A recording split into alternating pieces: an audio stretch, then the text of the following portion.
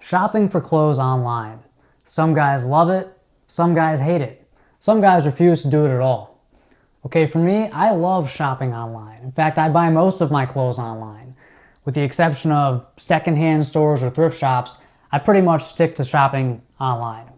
And today, I'm going to teach you 6 tips that you can use to make shopping online a better experience.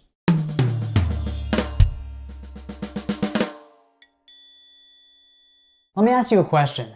Have you ever gone to the mall and spent a few hours there and then left empty-handed and frustrated? I have. In fact, 4 out of 5 trips to the mall end exactly like this. Okay, I have to drive there, I have to find a parking spot, I gotta wander around the mall and look for one of those little kiosks that tell you where all the stores are, and then I finally find the store and some sales rep comes up and tries to sell me stuff and tell me it looks good on me when I know it doesn't even fit. And then I go in the little try-on room that's like 3 feet by 3 feet, and I stack all my clothes on the little stool so it doesn't touch the ground, and then I'm trying everything on, and the guy's knocking at the door saying, "Does everything fit okay?" Well, it doesn't fit okay. It doesn't fit at all because you don't carry my size. And that's pretty much how it goes for me when I try to buy clothes at the mall. So if this sounds like something that you've experienced, online shopping is the answer. It's the way to go. Now, I understand that online shopping also has its frustrations. Okay, you have to wait for your clothes to arrive. You can't try them on first. Sometimes you have to pay for shipping or returns. And even if returns are free, you still have to go to the post office and actually make the return. So shopping online isn't perfect, but I still think it's the best way to go. And I'm going to teach you 6 tips that I use to make shopping online a successful and stress-free experience. Tip number 1. Buy stuff that you know works. Stuff that you've already tried on, stuff that you know and love. So for example, if you have a favorite pair of chinos and they're just kind of getting a little worn, buy another pair online. Or if you just want a couple different colors, buy those online.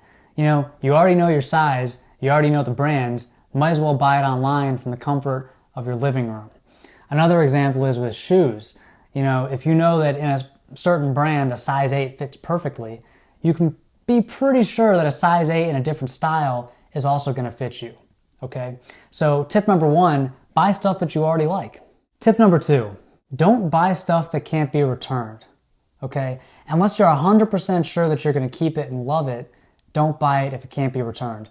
And I'm talking about, final sale items. So a lot of stores, they'll have these crazy sales where you can get like 60% off something, but because it's a final sale, it can't be returned.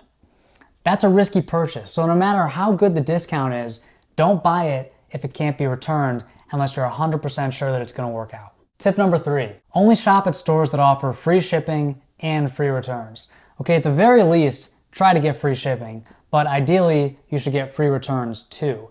I mean, a lot of stores these days, they'll even include the return label in the box. All you gotta do is slap it on and drop it at the post office. Okay, so try to shop at places that have free shipping and free returns. It's okay, some places don't have that. Small brands or new companies, they might not be able to offer free shipping and free returns because they just can't afford it. And that's okay, you can still shop there. But in general, when you're looking at the big brands like the Nordstroms and the J. Crews of the world, make sure you're getting free shipping and free returns. Tip number 4, wait for sales. Okay, there's no reason to pay full retail for the vast majority of clothing purchases these days. Most big brands are having sales every month. Okay, they have to. That's just how it goes now. Small brands usually have a couple sales per year, and it's worth waiting for those. But if you have a big brand like a major store, they're always having a sale. President's Day, annual sale, half annual sale, winter clearance, spring sale, all kinds of sales. So, just wait for the sales. And when you're buying something, if you're not sure if there's a sale, they'll usually tell you on the website right along the top. There's a little bar and it'll have the promo code. But if you're not sure, just Google like the store that you're, the brand that you're shopping, and then discount, and you'll probably find some sort of promotional code.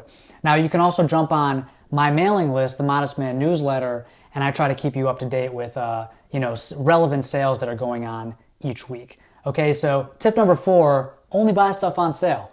Tip number 5, try to find stuff secondhand before you buy it new. Now, you don't have to go to the thrift shop or the local Goodwill to find used clothing. There are lots of good websites online, and maybe I'll do another video that's more in depth about this, but you can try Grailed, eBay, of course, Dappered Threads, Style Forum, Ask Andy About Clothes. You know, there's all these great sites. Some of them are specifically secondhand clothing shops. Some of them are just forums or blogs that happen to have sections where people buy and sell their used gear. But especially if you're buying like an investment piece, like a pair of work boots or you know, a leather jacket or like a really high quality suit or something like that, see if you can find it used before you buy it new. Tip number 6, buy multiple sizes and then return the stuff that doesn't fit.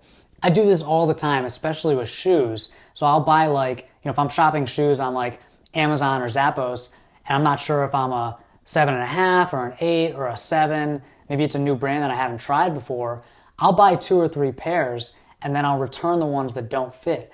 And if there's free returns, there's really no downside to this.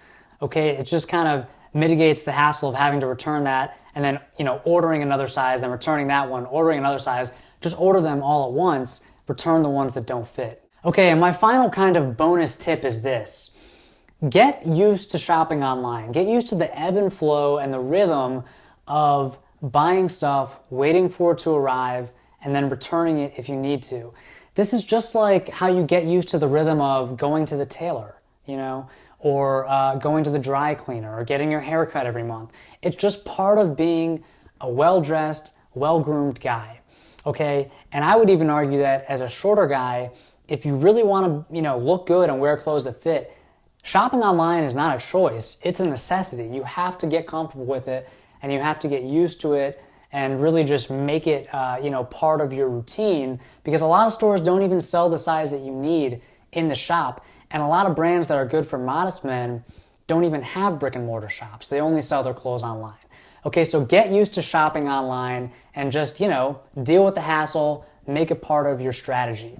All right, guys, as always, thanks for watching. Hit that subscribe button, and until next time, stay stylish.